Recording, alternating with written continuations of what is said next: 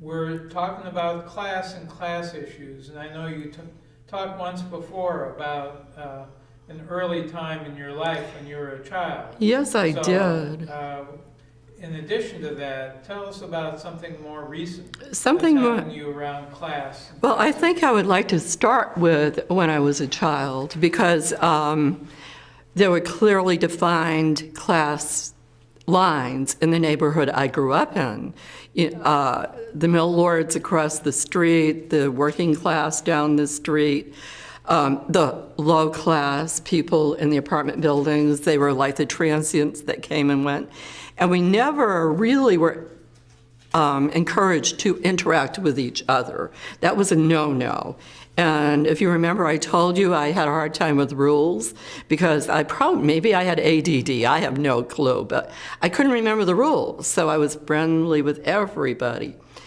And I grew up, I got married, I married a blue class worker, and I also went to college part-time to get a degree, so I wouldn't have to, blue-collar worker, so I would not have to be a blue-collar worker, and I divorced. So I've been in and out of different incomes. I know what it's like to be very low income,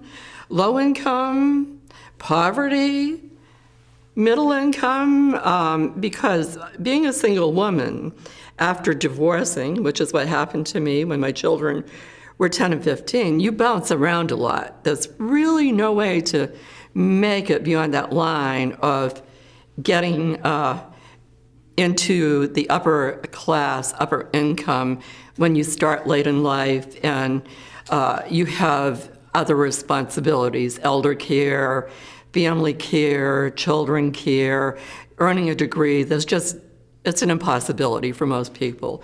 I did not realize that, so I kept going and pushing myself. And I think I would like to get on to what really bothers me today about the class issue. What really bothers me today, I brought my children up basically alone, and I paid their way through school, and I helped with education. I helped with as much as I could, and I went without myself. And I find after being, having, I would say, very negative happenings in my own life, becoming disabled, I was back to now I'm low income, and now I have to reach out and ask for help. But I'm seeing the very children that I brought into the world. I'm not happy today the way that they are perceiving the world, because I worked so hard to bring them up and to get them out of the poverty that they're not in poverty, and I think they kind of look down on me because I am. And it's not a thing they say. They go, "Oh, Mom, you have no money. We don't want to hang out with you." But it's like, well, Mom, couldn't you do better than that? It's like, I could if I had a mother like me who would help me out, but I don't. So I feel I fell short somewhere in bringing them up, that they see the world as, now I'm upper class and I don't hang out with lower class people. And I just can't. I asked the question here another time, like, how do people learn that? I didn't teach it to them. And you know what? One of the ladies said, they go, "Well, Tina, they weren't brought up on an island."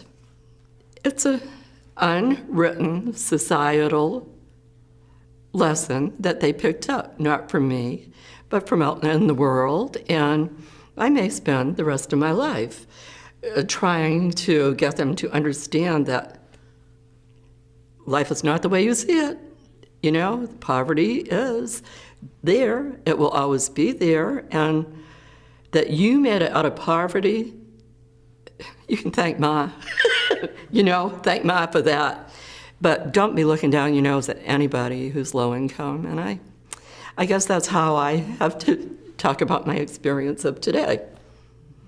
And I truly don't think any woman, single woman, over the age of 40, will probably ever make it if they came from middle or low income as far as getting to another income level. So Today, I have learned to appreciate the things I might not have noticed when I had the income. I've learned to notice that, there are a lot of things good for free. Oh my goodness. You can go for a hike in the woods. You can have a cup of coffee. Not free, but you don't have to. There are so many things beautiful in life that I never got to notice when I had money. So I think I'm grateful for being low income. And I guess that's it for now.